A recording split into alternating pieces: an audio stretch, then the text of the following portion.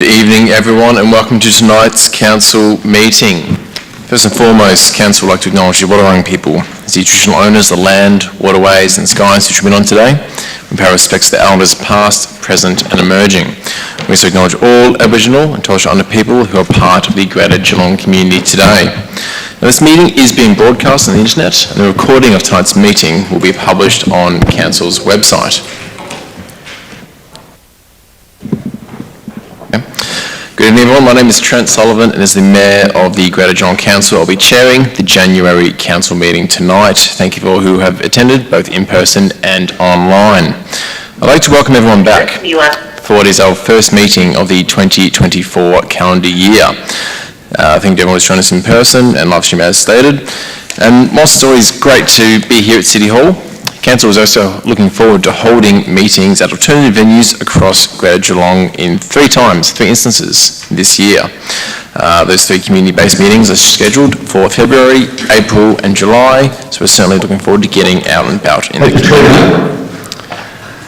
All councillors are online, joining us as well. Whilst we haven't held a meeting since December, it's been a very busy peak visitor period for councillors and city staff. It's been fantastic to see a number of events across our community which council supports. They attract large crowds and receive very positive feedback, such as that from the Port Arlington Mussel Festival, the Festival Sales, the Cadell Evans Great Ocean Road Race are amongst those ones that we provide financial and in-kind assistance to. The great thing about them is they all provide major socio-economic benefit as long as straight out economic benefit as well, attracting visitors and participants from far and beyond. But the event season is far from over with the Vic Golf coming up this weekend and the Pago Festa later in February. But we'll certainly get down to what is about in tonight's meeting. So thanks to everyone who's attending. We have a number of questions, so I'll get into that soon. Processes, councillors, I'll be asking for a strict adherence to speaking time limits tonight. Councillors, we have two requests for leaves of absence as well to be considered for this evening. That first one being that leave of absence be granted to Councillor Mason from the 23rd of January to the 23rd of February 2024 inclusive. Can I have a mover and a seconder for that please? Move to Councillor Hathaway, seconded to Councillor Contell. All those in favour? Thank you, that is passed. So the leave of absence be granted from the 19th of February to the 26th of February 2024 inclusive for Councillor Harwood. Can we have a mover and a seconder for that one? Moved Councillor Murray, seconded Councillor Wilkinson. All those in favour? Thank you, that is passed.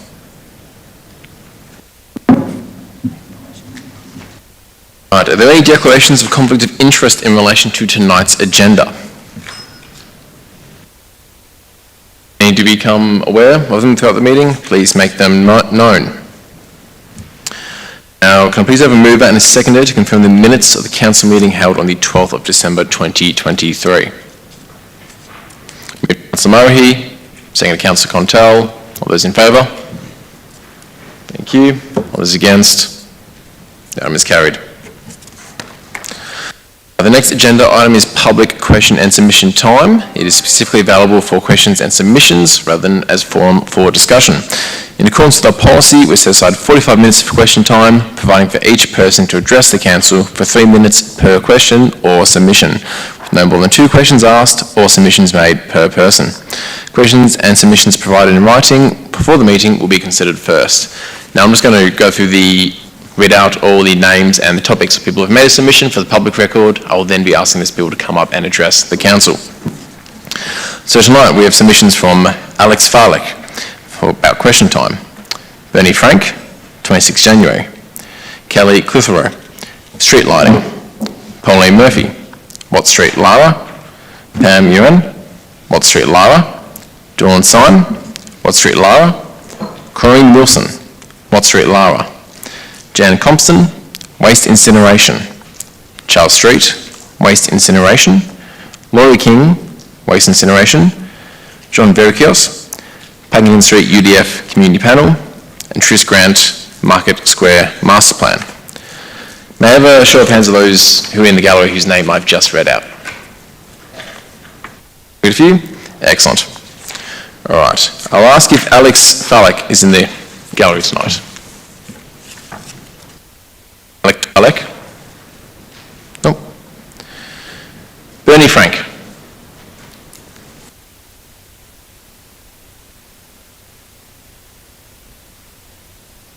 Good evening. Bernie might actually use the microphone here. Apologies for that. Yep.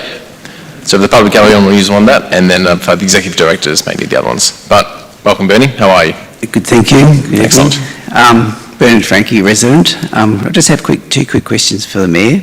Yes. On what grounds has the council cancelled Australia Day, our national day? So, as you may know, in May 2022, Council sought to learn how people in our wider municipality felt about January 26, and how as we, as a city and a region, could make the day more inclusive through an inquiry-based consultation process. And that full engagement report is online. I'm sure you've been through it. However, the City of Greater Geelong has not cancelled the name. We cannot cancel Australia Day as such. Residents of our municipality are welcome to celebrate or remember the day as they see fit. Second question? Yes. Council has resolved to lobby the federal government on behalf of the community to change the date or change the day. What hard evidence can the council provide demonstrating that is in line with the majority view of the area's 250,000 residents? As mentioned in my response previously, the full engagement report is online, which is titled A Conversation about the 26th of January. As you've asked, you know that a part of that does say the council has resolved to advocate to the federal government on behalf of the community regarding a conversation about the topic of changing the date. It doesn't promote to change a date, it doesn't argue against it. It's really just advocating to the federal government to have that conversation with councils for more direction. There is no hard evidence that council's views are in line with the majority of the 250,000 residents of the area. Is that right? Council has engaged community consultation, like we've done many, many things, and we considerable outreach on this one. 1,000, replies back to that, which actually is quite large community consultation. Therefore, as with all of our outreach, as with all of our community consultation, that has been ticked that box and we've undertaken it as required. Thank you.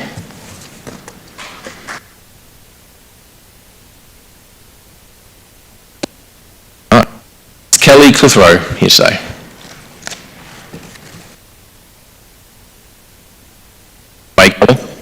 Very well, thank you. I hope everyone had a good New Year. Likewise.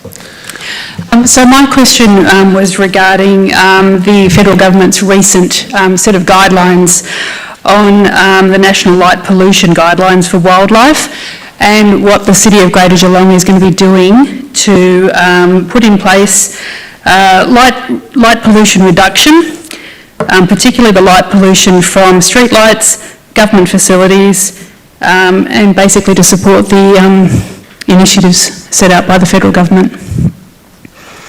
Yeah, thank you for your question, Kelly. This is certainly an important one and fantastic updates to be absorbed in that. I'll ask our new Executive Director of City Infrastructure, James Sturton, to come up here for the first one, please. Thank you, Mayor. Hello, Kelly. Thanks for your question. The City's committed to reducing both light pollution and carbon emissions from lighting practices as part of our environment strategy 2020 to 2030. Our priority with respect to public lighting is currently on compliance with the various applicable Australian standards. These national standards now include provisions for control of the obtrusive effects from outdoor lighting, and City officers are in the process of developing updated requirements for street lights in relation to the National Light Pollution Guidelines for Wildlife. With regards to the City's position on reducing carbon emissions from excessive lighting, the City's Smart Lighting Project, in collaboration with energy distribution company Powercor, have replaced around 15,000 residential lights with LEDs. Completion of this project will result in converting all of Greater Geelong's 25,000 plus street lights to LED.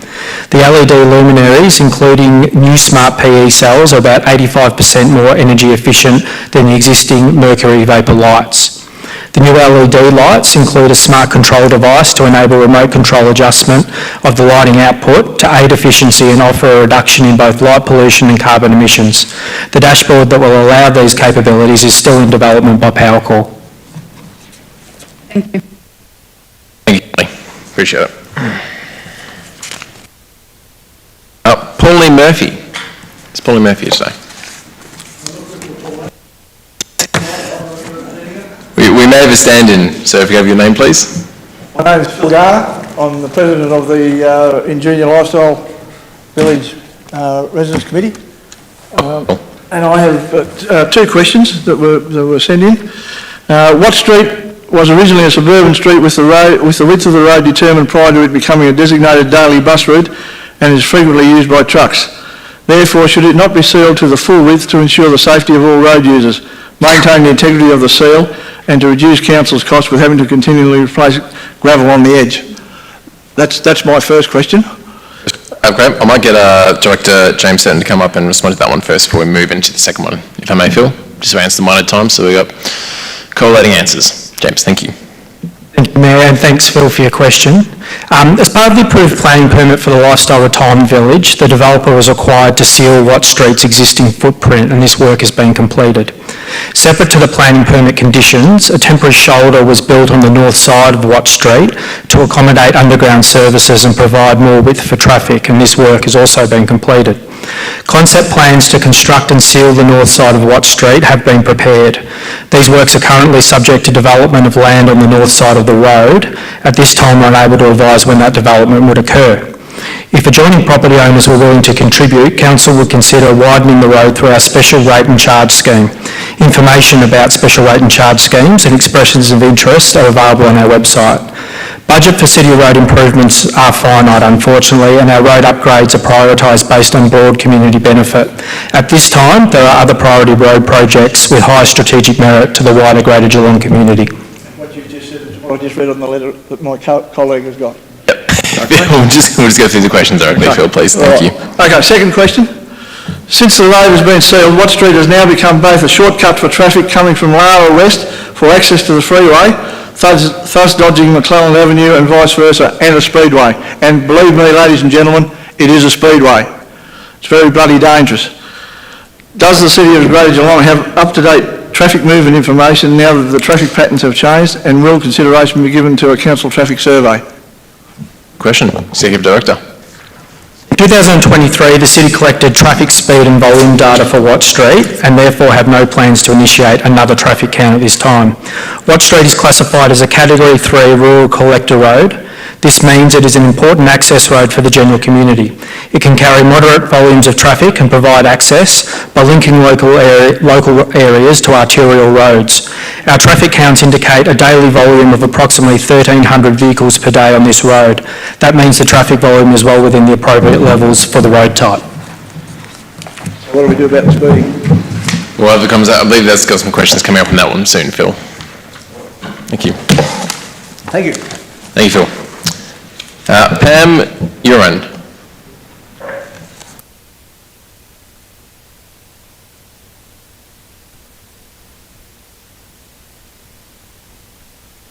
How are you, Pam? What? My question is, anybody actually been in Watt Street to see the potholes along the edge of the street on the north side? I have taken 79 photos of, I've taken photos of 79 potholes on July the 10th last year. None of them are replicated, and I went all the way along Watt Street, all round to Avalon Road, and it is extremely dangerous, and you put gravel down and that gets kicked up and we get more potholes back again. So what's council going to do about it, because it's a narrow road? Understand, Pam, thank you for your question. So Watt Street was recently inspected and defects that exceeded our intervention levels have been logged with the My City Works team to rectify. So inspectors did go down it and they saw that the defects were excessive. Action needs to take place on that one. We're certainly more than happy to receive your photos if you'd like, but I can assure you that the defects that exceed intervention levels will be rectified. So they've been added to the list of works and the team are aware of them. So to encourage you in future, if anyone would like to use the Snap, Send, Solve app from the city, it's a very handy way of sending photos immediately to the crew, as opposed to trying to download them and email them elsewhere. Thank you.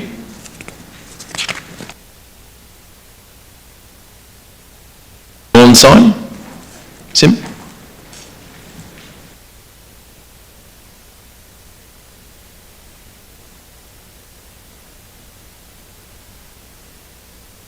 How you doing? Good, yourself? Fine, thank you. Excellent. My question concerns the amount of traffic on Watt Street. Since they've sealed Archimedes Avenue, we are now getting trucks, cement trucks, big VW trucks, tip trucks, tradies that treat it like the Bathurst Raceway. And I want to know whether it is a designated truck route or not. Good question. I'll go back again to the Executive Director. Can we have it Yep. appropriately signed that it's I can not? imagine, absolutely. The Director of City Infrastructure, Executive Director James Sturton, response. Thank you for your question, Dawn. Watt Street is not a designated local road heavy vehicle route. However, if heavy vehicles are accessing a location within the area and Watt Street is an appropriate route to travel to their destination, those vehicles are permitted. We also acknowledge that whilst the additional stages of the Lifestyle Village are being constructed, heavy vehicles will increase during this phase of construction.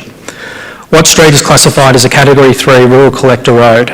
This means it is an important access road for the general community that can carry moderate volumes of traffic and provide access by linking local areas to arterial roads. Our traffic counts indicate a daily volume of approximately 1,300 vehicles per day on this road, and that means that the traffic volume is well within the appropriate levels for this road type. Dawn. Thank you. Maureen Wilson.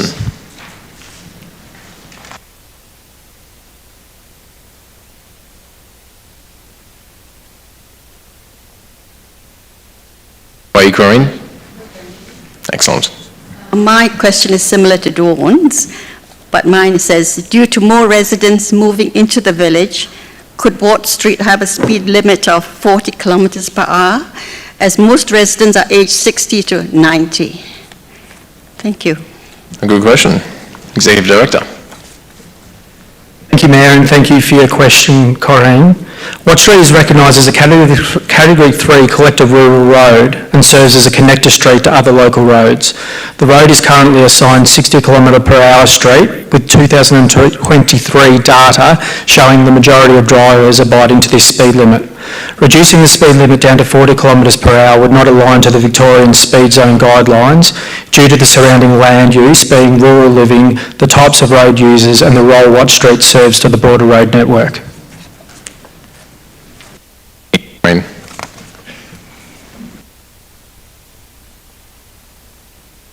Jane Compton. Is Jane Compton here?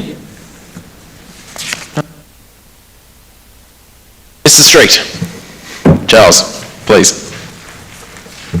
How are you, Charles? Thank you. Excellent. Thank you. Charles Street from Lara, from Team Lara. My question, our Environment Protection Authority has issued Development Licence DL 003 00841 for the construction of the Lara Big Incinerator. In doing so, the EPA has failed to protect the environment and the citizens of Greater Geelong.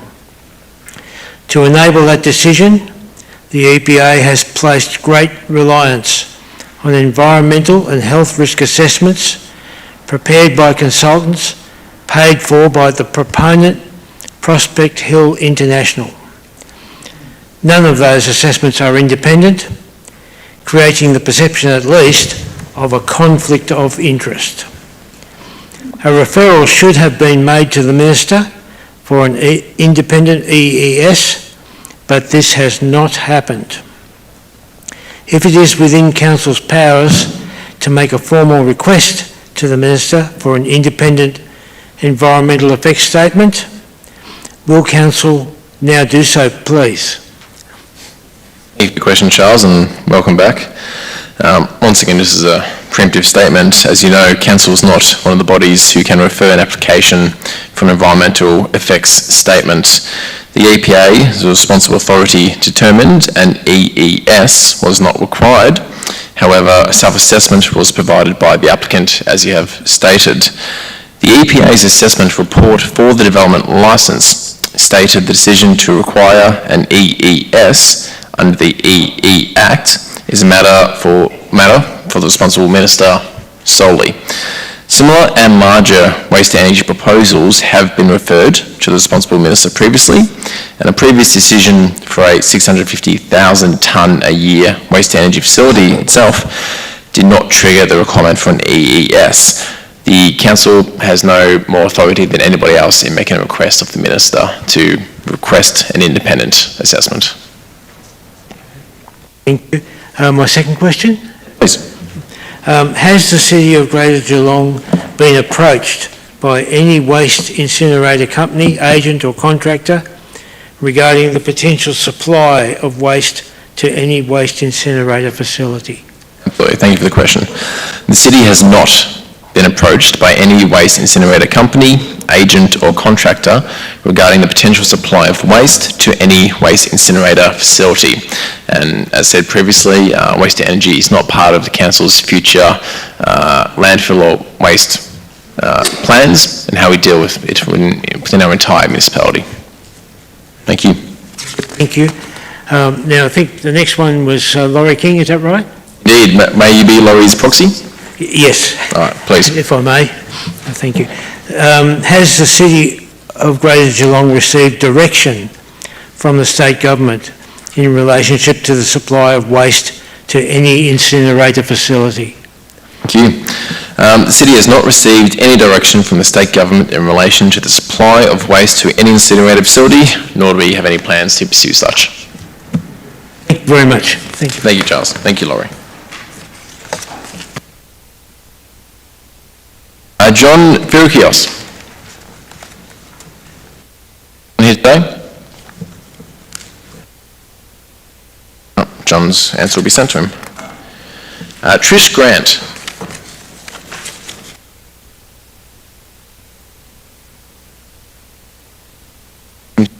And apologies. Trish, I think you may have asked you, if you've got something to pass out, I'll just ask you to pass it to the man there, if you may.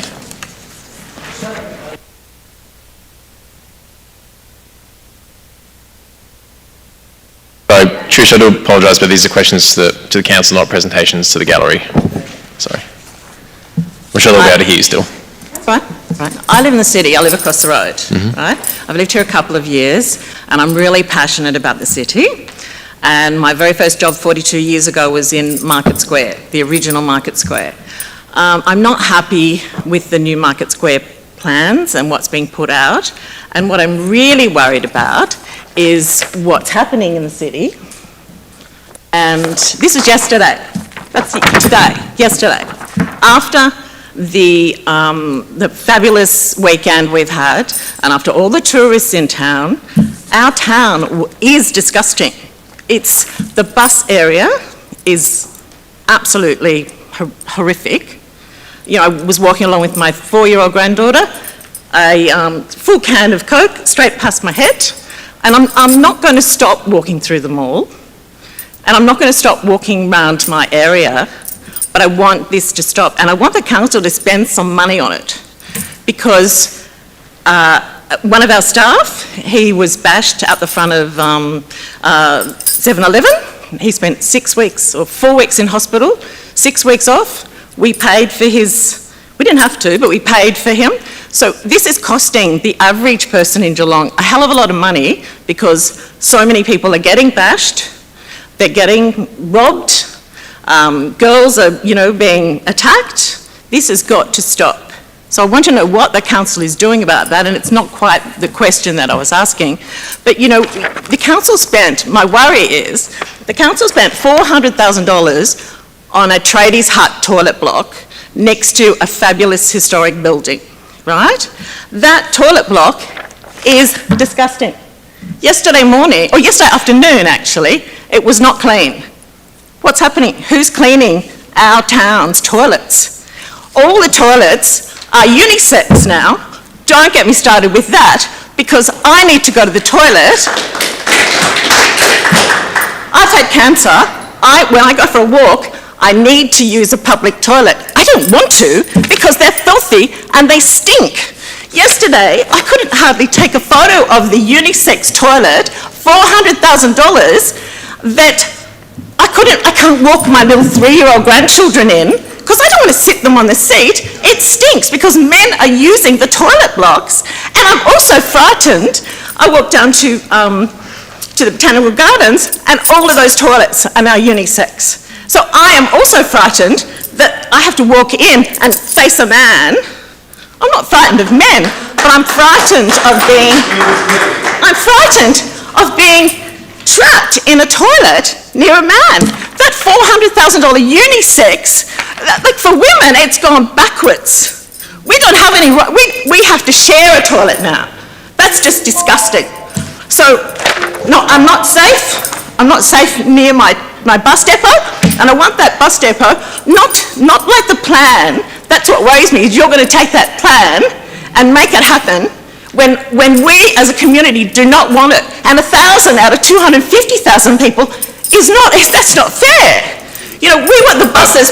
You've hit your time limit, unfortunately. I haven't had 3 minutes yet. You have your 3 minutes of time. All right, one more second. I think the buses, we should need a shuttle bus like Melbourne. We need a loop, a city loop. Get rid of those big buses.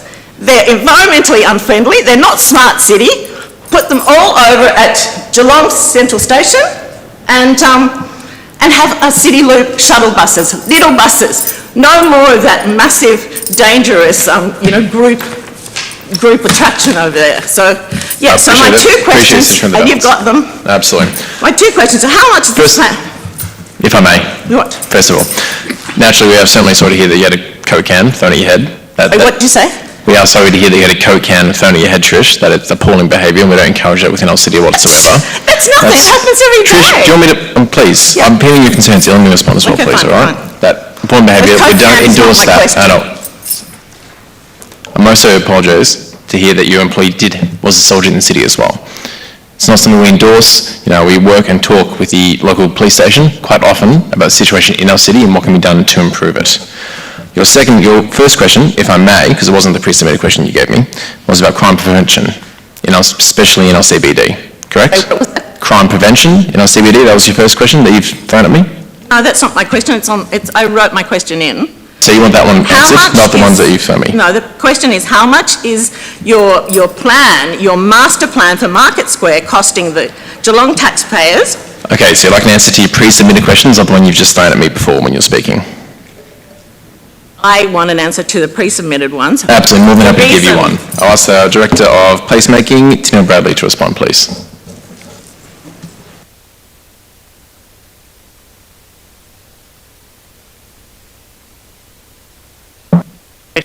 Thank you, Mr. Mayor. Thanks for your feedback, Trish, and if you'd ever like to come in and have a chat and sit down and talk about your concerns about Central Geelong, I'd be happy to do so. So please grab me. Trish, please.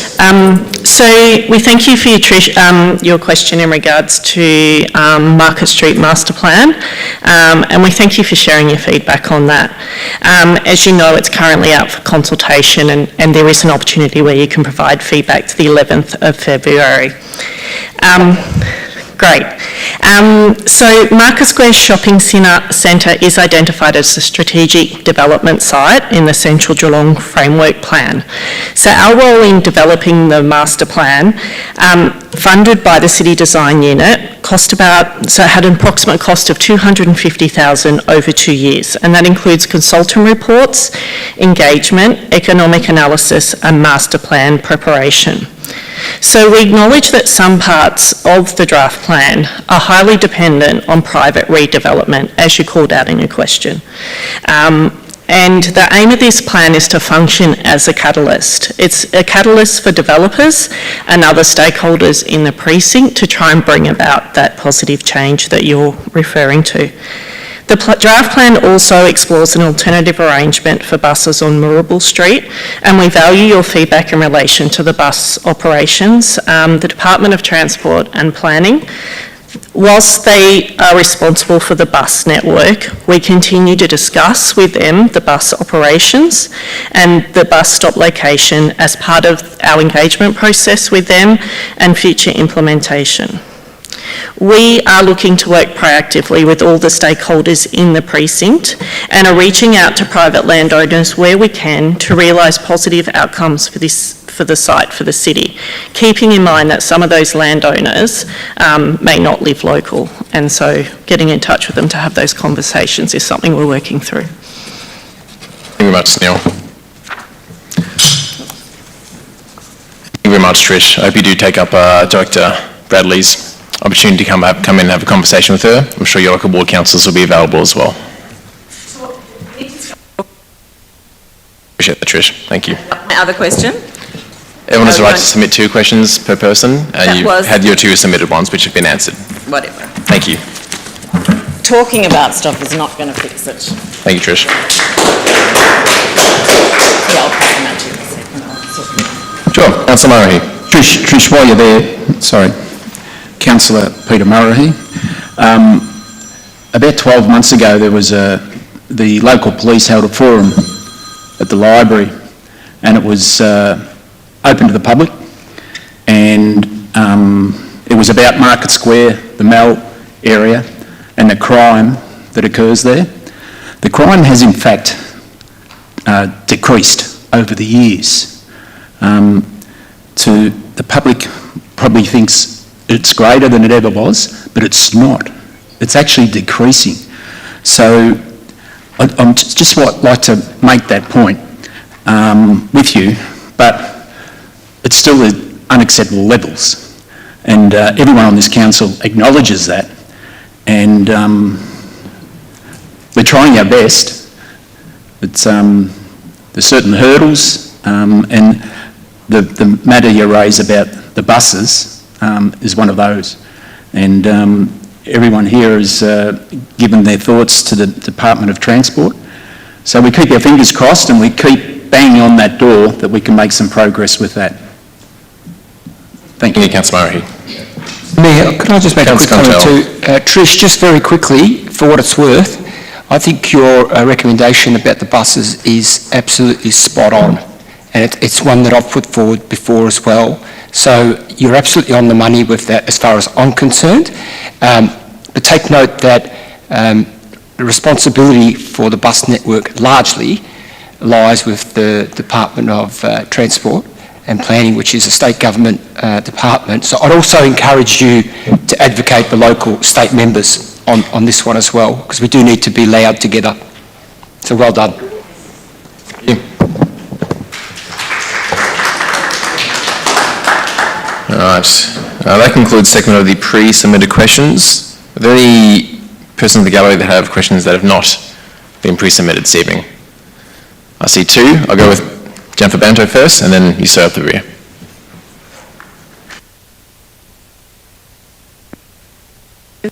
How are you, Jennifer? Thanks, Jennifer Banto, Geelong resident and member of the National Trust of Victoria, Geelong region. Thank you for the chance to speak, even though I didn't submit a question beforehand. I'm sorry about that. Firstly, I'd like to let councillors know that I submitted a letter to the editor to the Geelong Advertiser last week. The letter says that COG was not involved in the demolition of Waverley and interior, as it's known in the Heritage Overlay. The interior was also significant. As it's described in the Heritage Overlay, the letter also lists the several state government departments that participated in this scandal, I use that word advisedly, including the Ministries of Planning and Regional Development, the Office of the Victorian Government Architect and the Geelong Authority. These are all state-level departments. The mistake came, I understand, when the state government changed council's planning scheme to allow a special use overlay across the whole convention centre site. COG then lost its authority to protect places under local heritage overlay on that site. The example of losing Waverley can only be positive if it's a catalyst to bring about strengthening the heritage provisions in the planning and legislation, that is the Planning and Environment Act, to better protect important, significant local heritage places. That's what we have to concentrate on here, because that's what local people value. So that this can never happen again if we strengthen that's the only positive outcome from this. Or pass another Act of Parliament. The Planning and Environment Act's 1986 or 7 or something, I think, way out of date, particularly for heritage provisions. This is what local government must look after, heritage places that are local. Clearly, the current situation isn't working for such a significant place to be demolished with so hastily and not retrieving all the terrific things that the building had. New Welsh slate tiles, cast iron, beautiful plasterwork, fabulous things that were just smashed with undue haste. From COG's organisational structure, it seems to have been the Urban Design and Heritage Unit seems to have been changed, and the word heritage has disappeared. It seems, from the organisational structure, it seems to have been replaced by a unit called City Design under a heading called Placemaking, meaning I don't know what in plain English. The word heritage has disappeared. If so, this seems a backward step, lowering the profile of heritage in the city. In the new structure, is there still to be a councillor portfolio called Heritage? And is there still going to be a Heritage Advisory Committee? And are there any other plans to raise the importance of heritage in this city, particularly in commercial and mixed-use zoning areas? We do fairly well in residential areas, but we don't do well conserving heritage in the commercial areas. Thank you. Thank you, Jennifer. Firstly, thank you for the acknowledgement in your letter to the editor, and your comments about how the Act around heritage is, mid-1980s. Probably is time for a refresh of that by Parliament. I can assure you there is still a councillor placed in charge of the portfolio regarding heritage and will be on the heritage advisory committees. I throw to CEO Ali Wasty in regards to a conversation about how despite there being an organisational structure reshuffling, that heritage is still very much valued in the city of Greater Geelong.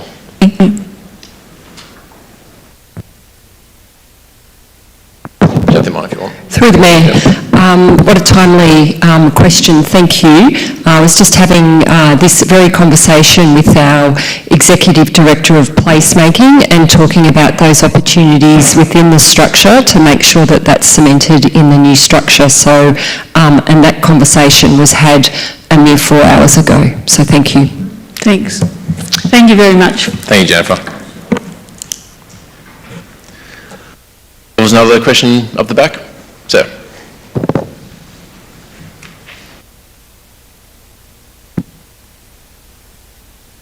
On tonight. I'm Steve O'Brien. You've probably seen me before. Last year, so a member of council was committed to be a consultant with an advisory committee for the LGBTQIA+ in 2023. What was the yearly cost to the ratepayers for this consultation program? So, can you please ask the question again? A member of council was committed to consult with an advisory committee for the LGBTQA+ to the council in 2023. What was the cost to the ratepayer for this consultation program? Absolutely. So we have an advisory committee, an LGBTQI+ advisory committee, which a councillor is placed on. You're asking for the cost of that committee to the ratepayer. Okay. Yep, absolutely. Access to that somewhere? Yep, sure. Third Rail CEO, Ali Wasty. Give it a tap. There you are. Yep. Through the Mayor, I will have to take that one on notice and I will come back to you with a response. Thank you for your question. And I've got the second question. What was the cost to the ratepayers for the coloured flag in Yarra Street? And was this part of the advice coming from the LGBTQIA+ advisory committee? Madam Chair, the cost off the top of your head? Through the Mayor, in the same email, I will come back to you on the cost of that too. I'll have to take that on notice. I dare say we could say that that committee was consulted on that project, sir. It was just disappointing to see that the same week that was all done, the council went and collected a heap of bedding that the homeless people use in Belmont Park and then threw it in the tip. And I work with the homeless, quite closely with the homeless, and it was really disappointing that they gathered up their stuff and took it away. And yeah, so it just left them without bedding. So that's the mission, sir. Thank you.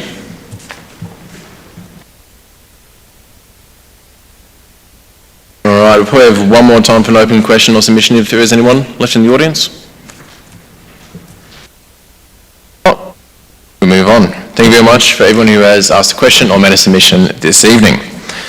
So next one is petitions and joint letters, and we have received 2 petitions from members of the public, with one petitioner nominating a ward councillor to table on their behalf, and the other being presented by Will Cardamon, I believe you were here this evening. First one, Councillor Aiken, do you have a petition? Thank you very much, Mr Mayor. Look, I do have a petition, but just before I do present it, can I thank and acknowledge the residents from Lara that have actually come tonight to back up their petition, and in fact, it was a personal challenge for most of them because they've never actually done this before in a public arena. So I congratulate you for actually presenting yourself in public to asking your question. Whether you've got the response that's appropriate is something else that we'll need to work on, but I do encourage all members of our community to actually have a look at the way that those residents have actually conducted themselves tonight to try to present what is a major issue for them. So thank you to them. The petition that I do have, Mr Mayor and fellow councillors, is titled Improvements of Watt Street, Lara. It actually has a total of 469 signatures, valid signatures on that petition, so it's actually quite sizable compared to a number of petitions that have been presented before council over the last couple of years. It actually covers nearly all the residents that live around Watt Street, and essentially what they're presenting is that Watt Street is a very narrow, partially sealed road which has large potholes along the edges, an unsealed shoulder and no line marking, making it dangerous to drive alongside, especially with the large volume of traffic, including buses that actually utilise Watt Street as well too. The people whose names, addresses and signatures appear below on the petition to the City of Greater Geelong as follows. Watt Street needs to be sealed to the full length of the roadway, potholes need to be repaired and appropriate line marking completed. And as you can see from the questions that have been presented tonight as well too, and further evidence, as much as it's been said that this is a new sealed road, the residents have presented that there's at least 79 potholes in it. They've also presented that it's not a traditional Lara or rural living road, as has been indicated, because one side of the road actually has curb and channelling on it. The road isn't at a width in terms of the current seal that you actually can drive 2 cars down the road. And traditionally what happens in rural living areas, we have shoulders on both sides of the road, so people can actually pass each other.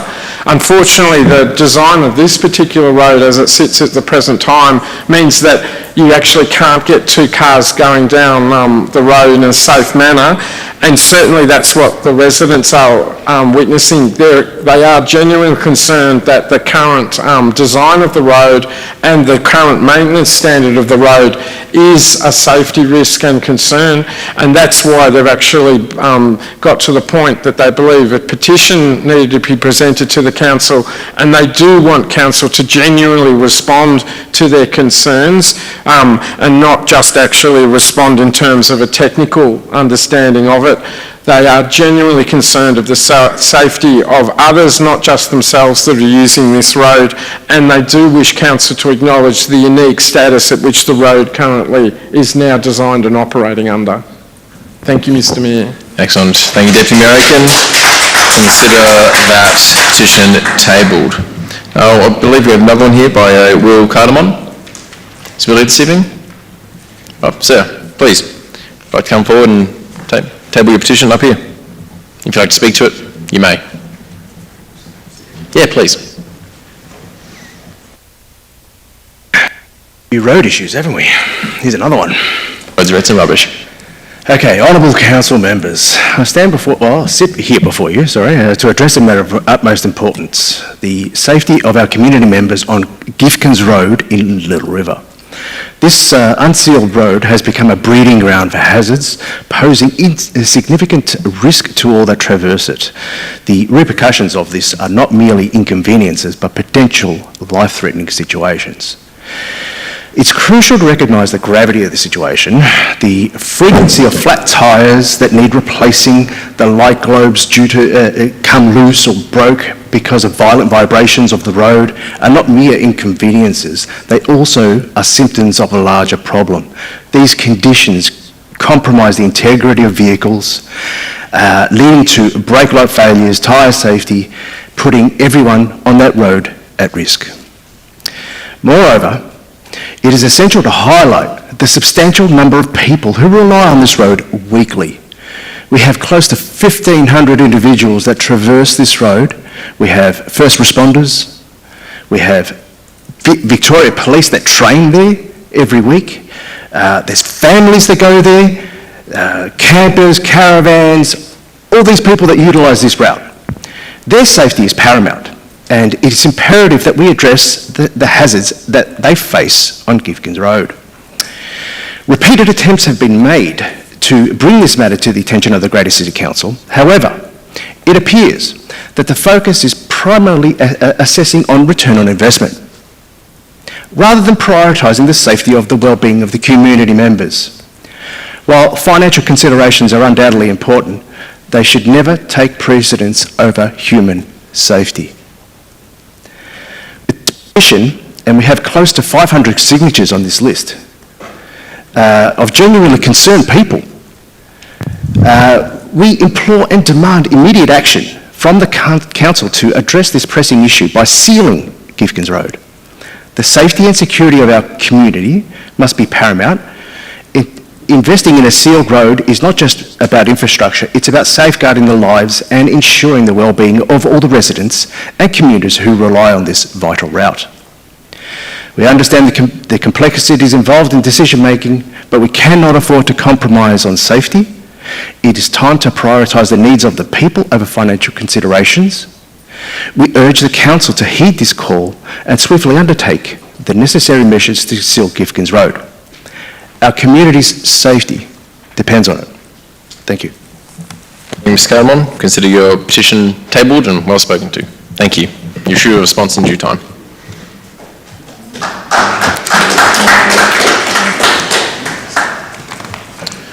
All right.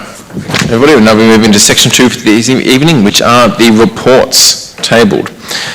First one being external funding milestones, recognition guidelines, which I'm happy to move myself, seconded by Deputy Mayor Aiken. Thank you. So up here is, as stated, a report that asks Council to adopt the external funding milestone recognition guidelines. Now, we're very lucky in the City of Great Geelong to be a sizeable municipality, and as such, we're blessed to attract great investment from all state and federal counterparts, something we are always advocating to attract more of, as well as what is delivered with private funding partners. The means we have here and the guidelines, and to ensure that our funding partners are kept up to date with access, quality control checks and whatnot to the projects they're investing tens, sometimes hundreds of millions of dollars into. This is to support positive stakeholder relationship. As we all recognise, it is very important to have good constructive relationships with our federal and state government and, as said, private funding partners as well. And listed here is the guidelines of how we should maintain to do so.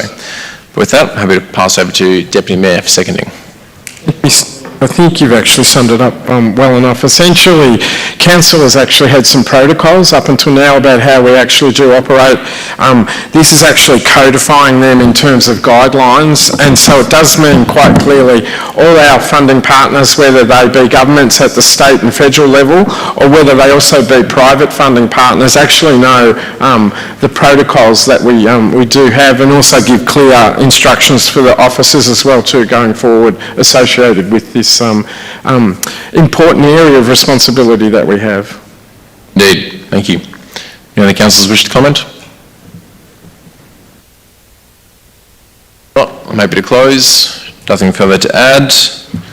With that, put to the vote. All those in favour? Those against? None is carried. Item number 2, being state grant opportunities. This is moved by Councillor Contell, seconded by Councillor Wilkinson. Councillor Contell. Thanks, Mr Mayor. And look, what a positive report to start the 2024 year.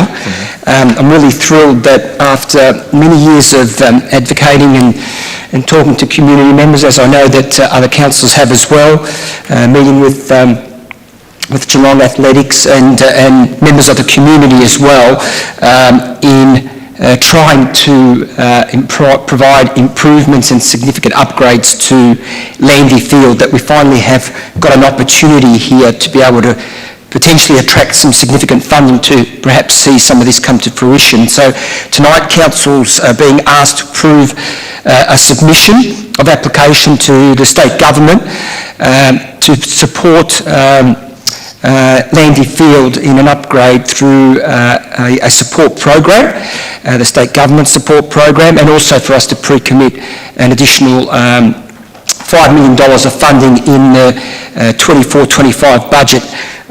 Such is the importance of this report that I note in the gallery is Anna Devonish, Secretary of Geelong Athletics, and Michael Thomas, the Vice President of Geelong Little Athletics. So welcome to you for coming. I'm sure you'll be listening with interest. There was an intent, a significant intent to upgrade the facilities at Landy Field through the Council's 2022-2023 budget. Unfortunately, due to constraints, it was not able to go ahead in that period of time, and so this $5 million plus a pre-commitment for $5 million from Council is much needed to be able to upgrade the facilities for the community. As we are well aware, there's not one sporting group that benefits from Landy Field, it's the entire community.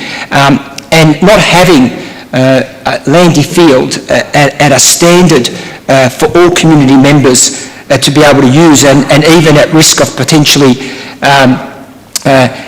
at a point of closure from time to time, would be like closing every swimming pool that we have in Geelong and not having that facility for the community. Such is the importance. We're looking at, with the funding, to be able to upgrade the pavilion, the multi-purpose space, also the administrative area, the social area, also the athletic track, which is extremely important, long and triple jump, warm-up areas, and all of the facilities that support our community in that area. Also, what's important to know that we're the only world accredited athletic track in Western Victoria, and so to not have that at absolutely 100% standard really runs the risk of not only our community members being able to participate in those activities, but also to be able to build elite sports people here in the Geelong area. We know we have a strong connection, historical connection, coming out of Landy Field, being that it's named after John Landy, who was a previous Olympian, and also in 1954 became only the second man to achieve the sub 4-minute mile, and was also the Governor of Victoria. We've had Lee Troop and many other great athletes come out of there. In fact, I'm led to believe that we also have an employee in council, Marty Jackson, who's a former para-world champion shot putter, who was also training for his craft out of there. We've got a lot of great young people now coming through Landy Field and Geelong, and we need to be able to support those people, people such as Tiana Boris, who was a bronze medalist in the triple jump in the 2022 World Championships, and also Mia Gross and Jake Penny. The Mulap Missile, I believe he's called, one of the fastest sprinters in Australia. Equally is important that, we've been talking about how can we continue to capitalise on the great events that we have here in Geelong, and we saw a great example of that on the weekend with the Cadell Evans Ride and the Festival of Sales. We've got the 70.3 Ironman coming up, and wouldn't it be great to have a running festival and our own Geelong Marathon here in our region, in our city. It's facilities such as this that enable us to be able to aspire to aspirations such as that. So I'll have more to say in my closing comments, but I couldn't be more supportive of us going forward with this submission, and I'm sure that once my fellow councillors have had the opportunity to talk to it, it will have great support. So I'll leave it at that for now. Councillor Contell. Councillor Wilkinson.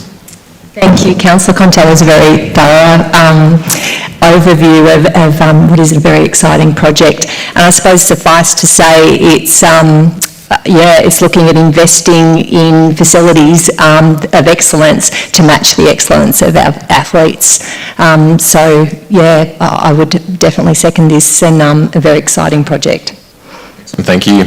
I'll open that to comment from other councillors. Councillor Murray. Thank you, Mr Mayor, and I certainly want to support and endorse the comments made by Councillor Contell. This is a very exciting opportunity for Geelong, and really elevate Landy Field higher than where it is now. Certainly, I think the Geelong athletes of the past certainly punch above their weight in what they've been able to achieve through their training at Landy Field. I'm particularly chuffed about this. It was a priority project of mine. I advocated for this at the last council election. So to complete an upgrade of these facilities that pretty much have remained untouched and with not much love for far too long, perhaps 40 to 50 years, that they're really, the building, the facility is really something out of the 60s and 70s. It's had minor touches over the years, but certainly a whole new facility is just so exciting. I've done my time as a parent down at Landy Field, little lads, 3 daughters going through there, and did my duties of a Saturday morning during the summer, and I was the best walking judge going around, I can tell you. So athletes far and wide actually love Landy Field. The track itself seemed to favour athletes in their times, and Councillor Contell mentioned that the only world accredited track in Western Victoria, which is so true, but to really emphasise that if it's not accredited and athletes run national or even world times, they're not accredited with that time, but because it's accredited, they can run those times and feel confident going forward. The recent track upgrade has been completed, and of course it was only about 18 months ago that the whole facility was totally underwater, where there was a mishap with the pump, and the whole facility was flooded. With the cost huge, but I think there's been work done with the officers, and certainly I thank them for that. The jump pits don't have to be moved anymore, which certainly reduces the cost. But just on Landy Field itself, I thought it really came to its fore in the COVID period, where you're allowed to exercise, I think, what was it, 5 kilometres, you just forget whatever it was, but it was a very, very busy facility where people knew they could go, they could walk around it, they could run around it, and chat to people. It became a real social event, and it was very popular with all, netball clubs, football clubs, that they were able to do that. It's a facility that's open for any age, any ability. Those doing rehab, those learning to walk again will go to Landy Field. And I certainly know someone who's done that. And of course it's open to the super athletes that we have been mentioned. An exciting aspect of the new facility is its access to community groups, and one in particular is the Barwon Sports Academy. They'll have use of the gym within there, so that's a great accolade for them, for their strength and conditioning work, and they're accommodating 150 athletes this year as opposed to 120 last year, so they're certainly growing, Barwon Sports Academy, so they really relish the opportunity for this facility. As Councillor Contell has acknowledged, Anna and Michael in the council gallery tonight. It's an exciting time, and we thank you for your support, and to Kirsten Kilpatrick, who's done an enormous job in advocating for this particular project as well. So exciting times ahead. We can't wait to see what this brings to Geelong and its region, and it's something I think we would be really proud of once completed. Thank you. Councillor Murray. Councillor Cadwell. Thank you, Mr Mayor. Along with my fellow councillors, particularly the Brownbill Ward councillors in which Landyfield sits, but also Councillor Wilkinson, who seconded this, I'm very happy to support this application. It's a great project for which I sincerely hope we're successful in securing the funds. It's certainly a project that the Geelong community want, need and deserve, and it's long overdue, as I think both my fellow councillors have mentioned, simply due to the significant amount of money that's actually required and the absence of available funding previously. So it's great to have this opportunity through the disappointing news of the Com Games not coming to us. But I certainly do have fond memories myself, actually being down at Geelong High School sports days at Landyfield, and I hope that we can deliver a much needed upgrade to the facilities on and off the track to modernise Landyfield and bring it up to a comparative standard with other regional athletic facilities, and obviously deliver the world-class experience that the local people and kids, of which I think there's 600 kids actually involved in the Geelong Little Athletics Club, so they're certainly punching above their weight there. So thank you. Councillors. Deputy Mayor. Mr Mayor, this actually isn't a ward-based project. It's actually of significance for the whole of Geelong, and it's actually ironic that we're actually asking for Commonwealth Games funding for John Landy Field because, in fact, the reason why the Geelong community named it after John Landy was because, of course, John Landy started at Geelong Guild in 1949. He actually went to Geelong Grammar, and the great story is that John Landy actually was in the under-19s in Melbourne, and he started running in Geelong to get fit for his football career. And he discovered himself that he actually was quite a good middle distance runner. And so John Landy is actually synonymous with world and international athletics. Of course, John Landy was the second ever human that ran less than 4 minutes in the mile. And in fact, John Bannister just beat him a couple of weeks before he ran in Finland in 1954. And then, of course, anyone who is a custodian of John Landy Field will talk themselves about the older athletes. That in 1954, of course, was the race of the century when Bannister and John Landy ran together in the Commonwealth Games at Vancouver, and it was the first time ever that two athletes in one race had actually run the sub-4 minute mile in the world, and over 100 million people listened on their wireless at that particular time. So I actually think it is absolutely irony that we are actually asking for Commonwealth Game legacy funding to actually be used on an athletic track of international significance that commemorates the great John Landy, and as a consequence will give the opportunity to create future John Landys in Geelong. And it's interesting, the report is actually about the pavilion and the off-track activities, so we're seeking $5 million for that component of the master plan. But what the council is also committing to as well too is that the track is at end of life. What actually has just happened in the last 6 months was really just a patch-up job so that the athletes, both senior and junior, could use the facility. The reality is by the 30th of June this year, we'll lose its accreditation based on the current quality of the track. We have to do something about that. The reality is we've recognised that it's an asset renewal program. We will undertake the track upgrade irrespective of the Commonwealth Games funding bid that we're putting forward tonight.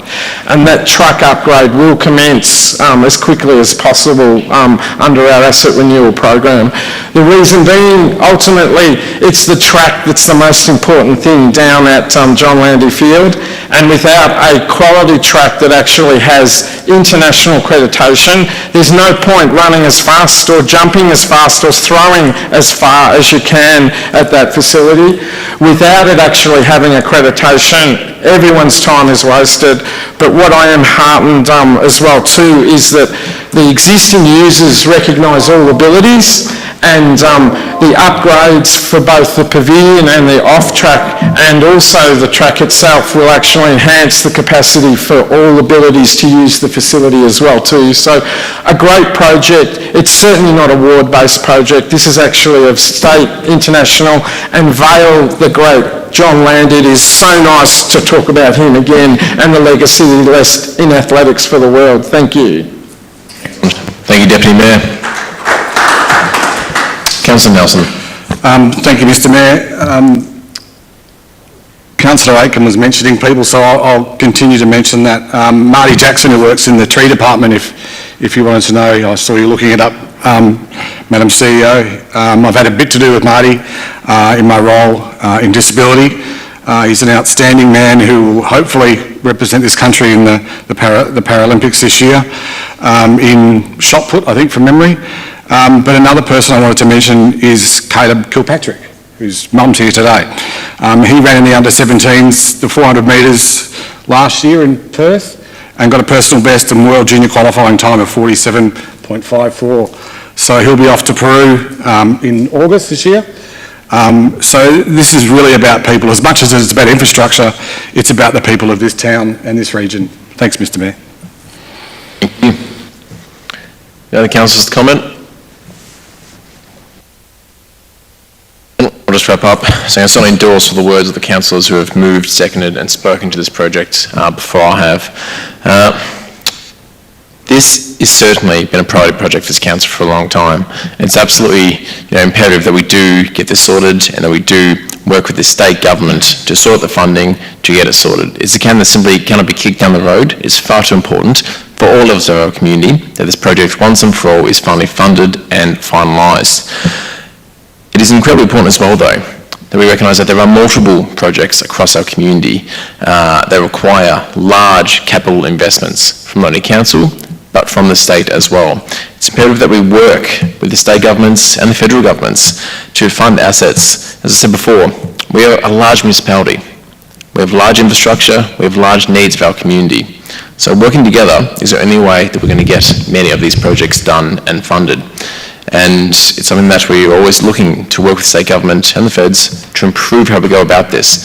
But it's imperative that grant streams and applications, the way we chase funding, is made available that is, that matches the current economic environment that many local government operations are operating under. Chasing funding is not easy, especially match funding requirements right now, where all local governments are very much quite stretched already trying to provide for local communities. That makes it quite hard to work hand in hand. We're certainly grateful for the funding opportunity we have here through the Council Support Fund, and we will definitely be working with our state and federal counterparts on many, many other aspects. And we're very grateful for the funding we've got through other funds to date, but it's something that we need to work with them, we need to work closer, so more projects like Landyfield can get funded and residents of our municipality do not have to go without. With that, I'm happy to endorse it. If there's no further comments, I'll throw back to Councillor Contell to close. Thanks, Mr Mayor, and thank you to all my fellow councillors for your contribution. I think we've touched on all the important aspects of this initiative. If there's anything good that is to come out of the Commonwealth Games not being hosted out of Geelong, it's opportunities such as this, and Mr Mayor, you've touched on that. I'm probably certain that you'd be aware of the usage down at Landyfield, but you may not be aware of just how significant. During the season, I'm led to believe there's about 1,000 athletes that compete on a weekly basis out of Landyfield, and as has been mentioned by other councillors, these are athletes of all abilities. There's not a school probably in Geelong that doesn't use the facilities there or have used the facilities there at some stage, and you've heard the individual councillors around the room tonight talking about their engagement and their children and, same as mine, participating down there, so it touches the entire community. There's a lot of really impressive athletes mentioned tonight, the community members and others that have used the facility or that will be successful as a result of upgrading that facility. But whilst he might be a little modest to mention it, but I know that had it not been for Landy Field, there's no way known that Councillor Aitken would have got around the New York Marathon in 2013, and he made the distance, but it was all due to the training that he put in at Landy Field, and I'm sure he'd agree with that. So with that, Mr Mayor, I'll hand it back to you for the vote. Thank you very much, Councillor Contel. With that, I will put it to the vote. All those in favour? Thank you. All those against? The item is carried. Right, item number 3, Transformation Program 2.0, June 2023 update, moved by Councillor Nelson, seconded by Councillor Murray. Councillor Nelson. Thank you, Mr Mayor. I'll keep this as brief as I can to keep the meeting going. This report is asking Council to note the Transformation Program 2.0 progress report of June last year. Transformation Program was primarily delivered to address the recommendations of the 2016 Commission of Inquiry. Projects within the program reflected 6 key areas that needed to be changed, and all of those are on track bar one, which is the digital modernisation project. But with the new CEO and executive leadership team on board, I'm sure we'll get that back under review and get it completed as soon as possible. I'll leave it to my fellow councillors. Thanks, Mr Mayor. Thank you, Councillor Murray. I've got nothing further to add, Mr Mayor. Any other councillors to comment? Good, well noted. Councillor Nelson will close. Thanks, Mayor. Those six key areas of change were civic precinct, which has been completed, as we all know. The digital modernisation project, which is under review, needs attention. Asset management, advocacy and stakeholder management, P&C, it's service planning and review, except for that number 2, the Digimon, Mr Mayor. Glad to see a few of those things have been addressed during tonight's reports. With that, I'll put to the vote. All those in favour?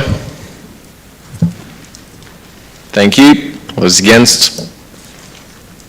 The item is carried. Item number 4, review of instrument delegation, council to members of council staff, moved by Councillor Murray, seconded by Councillor Nelson. Councillor Murray. Thank you, Mr Mayor. This report asks council to review and update the council instrument of delegation for council to members of staff. So it's a procedural matter. The Local Government Act 2020 allows for the delegation of council's powers, duties and functions. The council last reviewed the delegation to members of staff on the 25th of July 2023, so I think it occurs every 6 months, to be correct. The schedule to the instrument has been updated to reflect organisational structure changes. Mr Mayor. Thank you. Councillor Murray. Councillor Nelson. Thank you, Mr Mayor. Nothing from me. Councillor Murray has said what needs to be said. Okay, very straightforward. Any councillors to comment? No. Councillor Murray to close. Nothing further, Mr Mayor. Thank you. With that, put to the vote. All those in favour? Thank you. All those against? The item is carried. Item number 5, planning authorisations, council to staff, moved by Councillor Cadwell, seconded by Councillor Hathaway. Councillor Cadwell. Thank you, Mr Mayor. This item is a fairly straightforward administrative matter. Essentially, council is being asked to appoint city officers as authorised officers under the Planning and Environment Act of 1987. The authorised officers would then exercise statutory powers under these various acts and regulations, and specifically the Planning and Environment Act regulates enforcement and is reliant on authorised officers acting on behalf of council. So this item simply seeks to confirm those authorisations. Thank you. Councillor Hathaway. Thank you, Mr Mayor. Nothing further to add. Well noted. Any other councillor to comment? Mr. Cadwell to close. Thank you, nothing further. Put it to the vote. All those in favour? All those against? The item is carried. Into section 3, record of informal meetings of councillor. For the record of informal meetings of council laws, can I please have a mover and a seconder? Moved.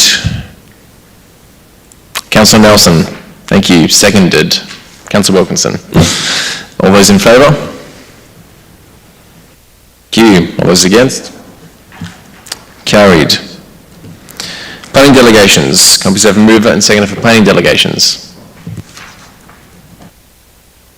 Mayor Aiken moving. Seconding. Councillor Wilkinson. All those in favour? Thank you. All those against? That's carried. Section number 5 is confidential. Can I please have a mover and a seconder to consider the item of 23-24 community grants in the confidential section? Moved. Councillor Nelson. Seconded. Councillor Contell. All those in favour? Thank you. All those against? The item is carried into confidential. Now, can I please have a mover and seconder to close the meeting to the public so we can consider these confidential agenda items? Moved. Councillor Nelson. Seconded. Deputy Mayor Aiken. All those in favour? Those against? The item is carried. All right. I would like to thank both our virtual and in-person gallery members for their participation tonight. It's been a quick meeting back for the first one of the year, but there's still certainly a full schedule of meetings ahead, so please keep a close eye on the calendar. Good evening, everyone.